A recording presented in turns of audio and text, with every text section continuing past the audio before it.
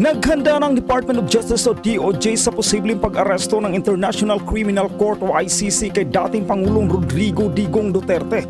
Isang briefer ang isusumite ng DOJ kay Pangulong Ferdinand Bongbong Marcos Jr. sa nasabing senaryo, kabilang na ang posibilidad na bumalik ang Pilipinas sa pagiging miyembro ng Rome Institute matapos kumalas noong 2019. Ang Rome Institute ay siyang lumikha sa ICC.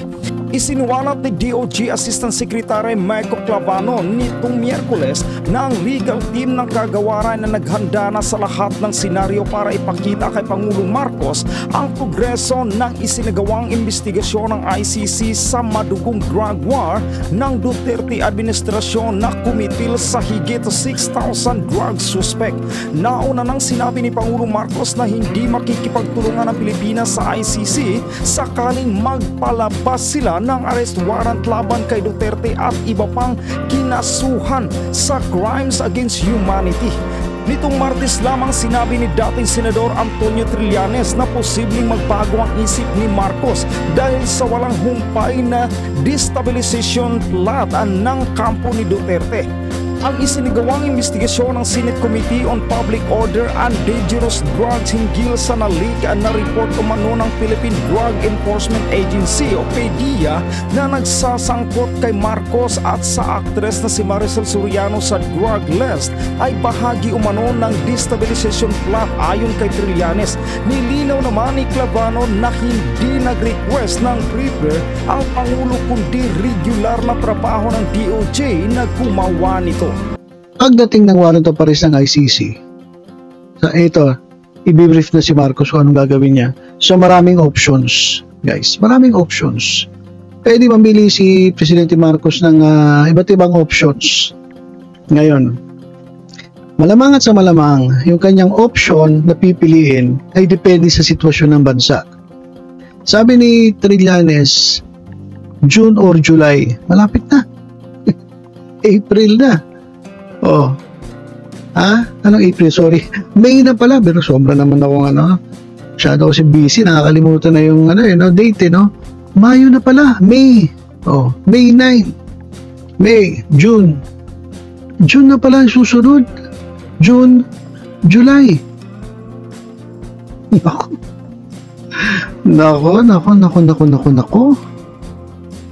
Ano sa tingin niyo ang magiging marami options?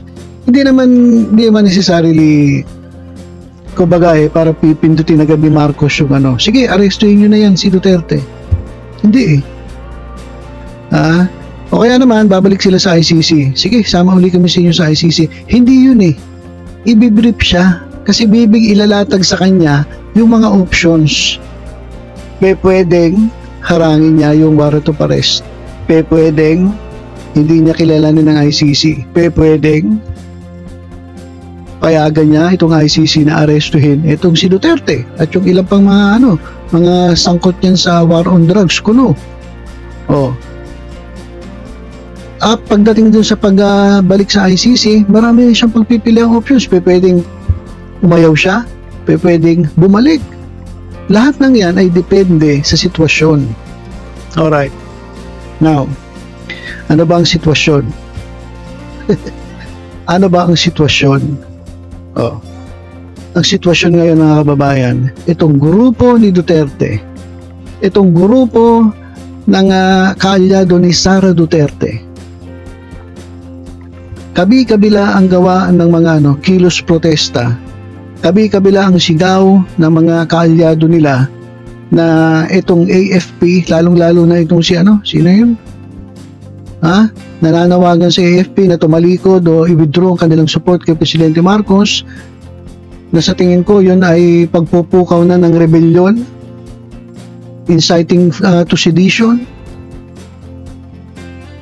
Ganun ang ginagawa ng kabilang grupo Hindi na sila nananawagan na ayusin naman ni Presidente Marcos yung kanyang trabaho. Hindi na ganun Ang pinananawagan nila, bumaba si Marcos sa pwesto.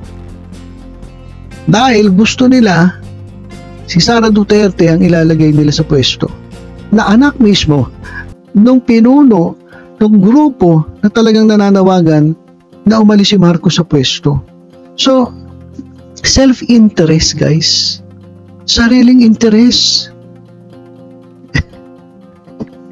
Ewan ko bakit maraming tao ang nauuto nitong pinuno nila eh.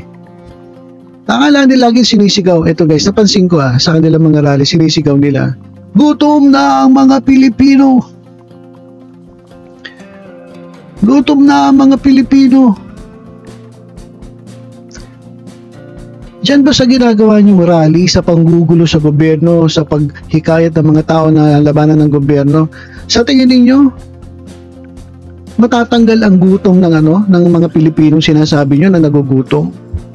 Magbibigay ba yan ng pagkain sa hapagkainan ng mga pamilyang Pilipino? Yung ginagawa ninyo? Kung sakali ba na maalis si Marcos, kasi yun yung pananawagan ninyo, kung sakali ba maalis si Marcos, anong mangyayari?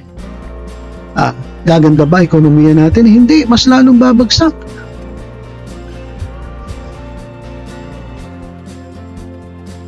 Alam niyo mga kababayan, gumising po tayo. Hindi na po tama itong ginagawa nila. Destabilization na po ito. Bakit nila ginugulo ang gobyernong Marcos? Gusto nilang mag-fail itong si Marcos. Gusto nilang mag-fail itong ating gobyerno. Para pagdating man, kung hindi man nila maagaw ngayon yung kapangyarihan, pagdating ng 2028, makukuha nila yung posisyon kasi galit ang tao sa gobyerno kasi bagsak eh. So ginagawa nila kabi-kabila, protesta, kabi-kabila, panawagan ng panggugulo. Ginugulo nila gobyerno para bumagsak ang gobyerno, bumagsak yung performance ng gobyerno. Yun yung reason eh. Politika eh. Ngayon, ito na sitwasyon. Nagkakalat na bali-balita. Mukhang kumpirmado pa ni Senator Trillanes na merong destabilization plot. Kumikilos na yung mga generals dati ni Duterte. Sabi ni Trillanes. Posible hindi alam ni Presidente Marcos yan. Alam niya yan. May intel yan eh. Posible hindi niya alam yan. Alam niya yan. Kaya ito mga kababayan, bakit nilabas to ng DOJ? Warning to.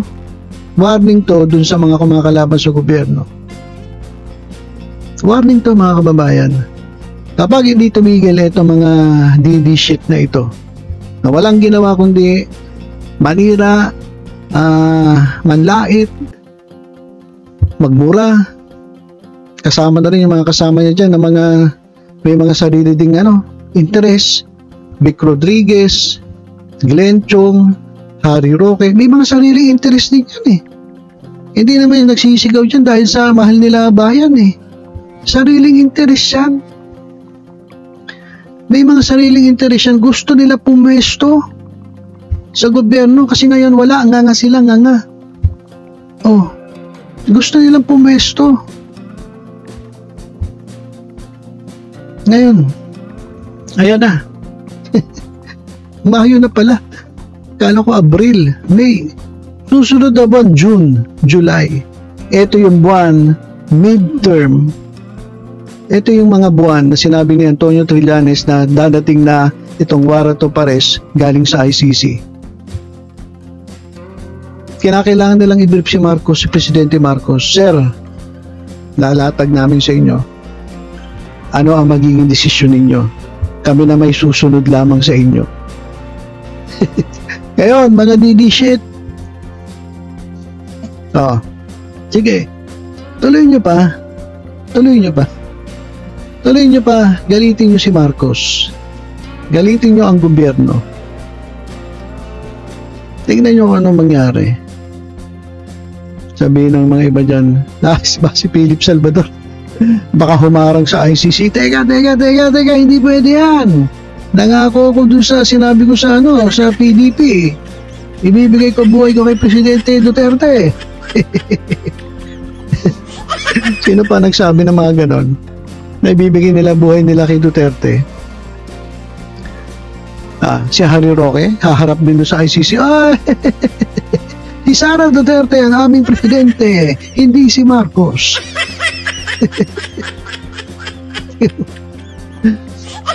Mga naka-fentanyl na eh. Wala na sa ayos mga kababayan. So eto na yun. Eto na po yun. Aarestuhin na si dating Presidente Rodrigo Duterte, si Bato de la Rosa. Oh, Trillanes, make my day. Make my day. Sabi ni Bato de la Rosa. Na obvious no, sa ginagawa niyang investigation niya sa Senado na meron siyang sariling interest. Kasi ang gulo-gulo na, alpak na yung ginagawa investigation, labo-labo na. Pero tunutuloy pa rin. Kung sino-sino pinatawag na hindi naman na dapat pinatawag. Dahil wala naman doon sa issue. Wala na sa issue. Wala na. Out of control na yung nangyayari dyan dahil kay Bato na hindi naman talaga magaling na magaling na senator. Magaling ka lang bumaril. Pak, yan. Magaling ka lang bumaril. Pero pagdating dyan sa paghawak mo sa investigasyon, hindi mo kaya yan. Ang gulo-gulo na eh. Pinagalitan ka tuloy ni Senator Escudero. Tinuruan ka tuloy. Biruin mo, pagsabihan ka. Ang gulo-gulo nyo na, point of order. Ibig sabihin ng point of order, ayusin nyo. Teka, ang gulo-gulo nyo na. Wala na kayo sa ayos. Kumbaga, nagkalat na kayo. Walisin nyo muna yung kalat nyo. Magsimula uli kayo, walisin nyo yung kalat nyo. Nagkalat na kayo eh.